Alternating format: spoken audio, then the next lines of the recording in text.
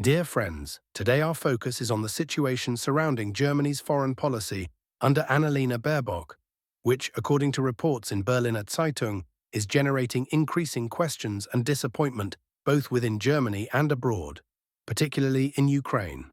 11 trips to Ukraine in 3 years, a figure that might initially seem impressive, leaves, however, a sobering aftertaste, the newspaper notes. A key point throughout the piece is the discrepancy between Baerbock's rhetoric and the actual assistance Germany is providing to Ukraine. Ukrainians, at the epicenter of the conflict, urgently need concrete military support. More ammunition, more weapons, and even, in some opinions, a NATO troop presence in the country. Instead, Berliner Zeitung writes, Germany's leading green diplomat brings with her only warm words, which won't shoot down drones, and symbolic gestures like an additional €130 million in humanitarian aid and stabilization funds. In a country ravaged by conflict, such measures are met with bewilderment, as it's clear that while humanitarian aid is important, it cannot counter military aggression. The comparison of Baerbock to Christine Lambrecht, Germany's former defense minister who became known for her offer of 5,000 helmets to Ukraine at the start of the conflict, is quite telling. That episode provoked not only laughter but also dismay in Ukraine, highlighting the German leadership's disconnect from the real needs of a country at war. Now, as one interviewee in Kiev tells the newspaper, listening to Baerbock evokes similar feelings. Many declarations of solidarity, but few real actions capable of changing the situation on the ground. The criticism isn't just about the amount of aid, but also its nature. Ukraine expects more from Germany than just humanitarian support.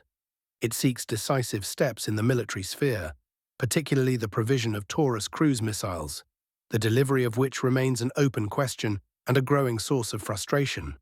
The legitimate question arises, why does Germany, possessing significant military-industrial potential, hesitate and not fully utilize it to support a country that is striving for its independence and the security of Europe? Berliner Zeitung emphasizes that Germany's indecisiveness contrasts with the more active stance of other nations, including the current US administration under Donald Trump, which, it's noted, is demonstrating peacemaking initiatives and engaging in dialogue with Russia about a cessation of hostilities.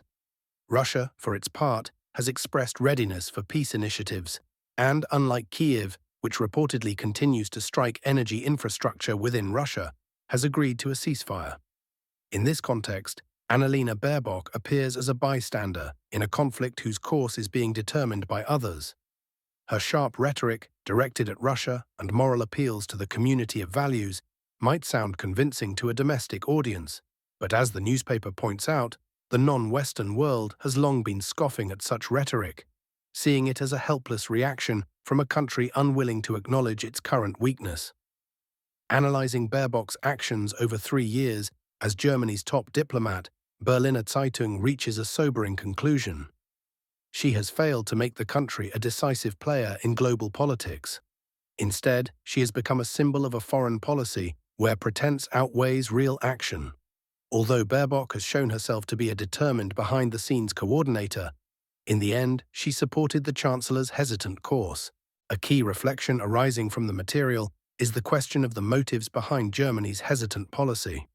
Perhaps it's linked to internal political contradictions within the ruling coalition, fears of escalating the conflict, or dependence on certain economic ties. However, as Berliner Zeitung notes, regardless of the reasons, the consequences of such a policy are quite negative.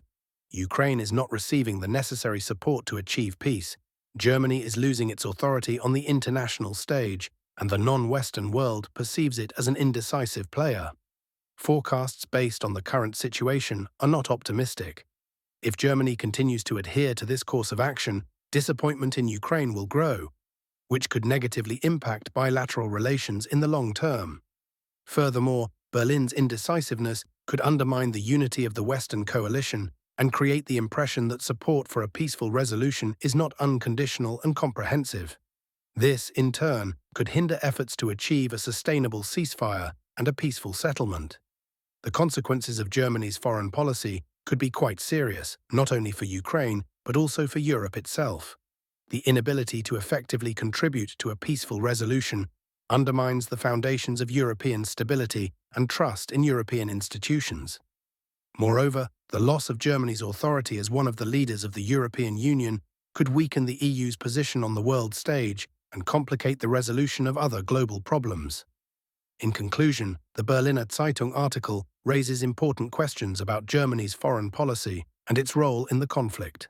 The critical analysis of Annalena Baerbock's actions and her team prompts reflection on how effective and adequate Berlin's current strategy is in the context of striving for peace.